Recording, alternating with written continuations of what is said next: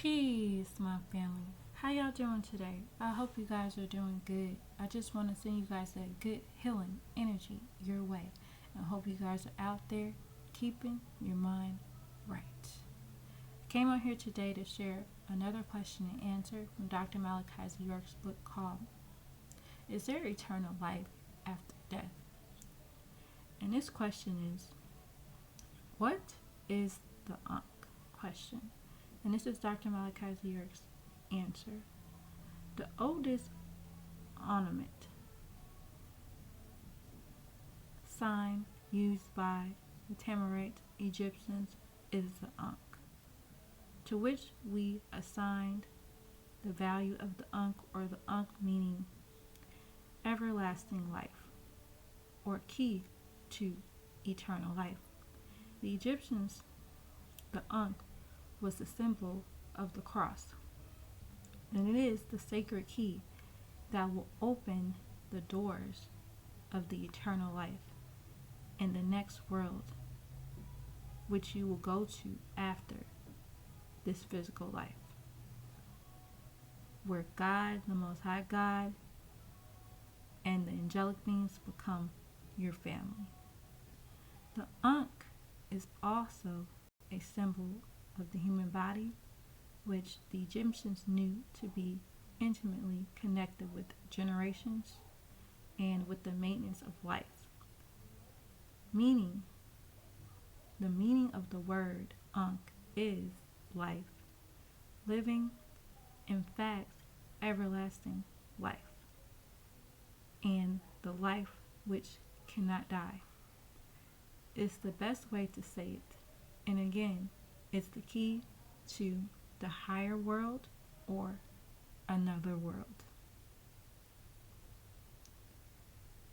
A physical place where the angelic beings came from and where you will go. You call it heaven. The Ankh represents a connection between the Most High and his children, the angelic beings. The Ankh is found repeatedly in the ancient carvings, and the view held by early Egyptians proclaims that life does not end at the physical death, and lead to the practice of burial their dead and necessary for the next world. Death was not looked upon as a time for mourning, but as a natural cycle of life, which is unlike some civilizations of the West. The West society has not confirmed existence after death. Thus, they are scared to make that transition. Gigantic pyramids and tombs of the pharaohs deliberately displayed the Egyptian belief in the afterlife. The kings and other dialogues with mummified and carefully preserved with the idea that the spiritual world would return to life and would need the physical body. The Ankh was placed in the right hand as a guarantee to resurrect into the afterlife. The tombs were laden with food, clothing, equipment, treasures.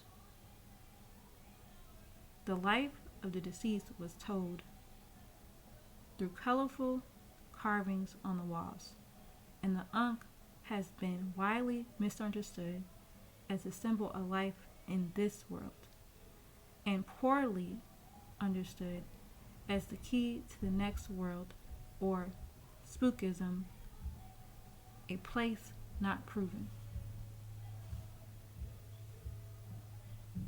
The Ankh also is the ancient symbol of the real Messiah who is to come.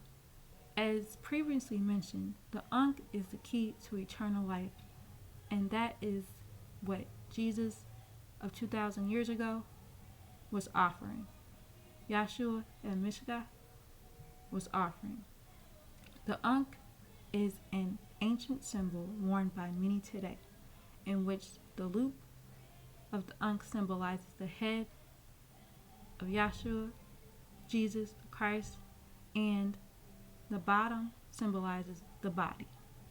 The pyramids were originally storehouses of universal knowledge, used as houses of initiation into higher levels of consciousness. Most people don't realize that the significance of the pyramids. They were used to make connections with the angelic beings or our ancestors who once dwelt in Orion's star constellation. To the Egyptians, heaven meant the skies, the solar systems, the galaxies, and the universe. Orion's or Orinos, which is in Greek, which means heaven in the Greek language, is nothing more than Orion's star constellation. They were emitting the civilization that was found in heaven or Orion. According to the Christians, there are 7 heavens, and this concept was taken from the 7 star constellations of Pleiades, for in John 14:2 and Jesus the Messiah, where it states, "In my Father's house there are many mansions, and if it were not so, I would not have told you.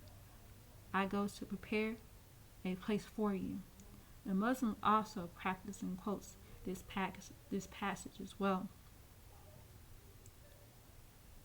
in the Noble Quran 39:20. But it is for those who fear their Lord that lofty mansions, one above another, have been built. Beneath them flow rivers of delight, such as the promise of God never fell in his promise. According to the Egyptian doctrine, Orion is where the angelic beings migrated to because of the dwelling atmosphere on their planet Ritz, the 8th planet in the 19th galaxy, called Oyun. That's the reason why all the great pyramids line up perfectly with the stars of Orion. The reality of it all is that the pyramids were built with the help of our descendants from the skies, extraterrestrials, as you call them, angels to the Christians, Anunnaki to the Sumerians, Neteru to the Egyptians. These angelic beings were the first kings, rulers, or pharaohs of Timurid, Egypt, and the pyramids were built as beacons so that they would know where to land their ships. And once there, they could recharge. Refer to The Science of Healing by Dr. Malachi L. And you can also find that on Scribe. And I'm going to stop here because that's part of this answer, but I'm going to stop right here.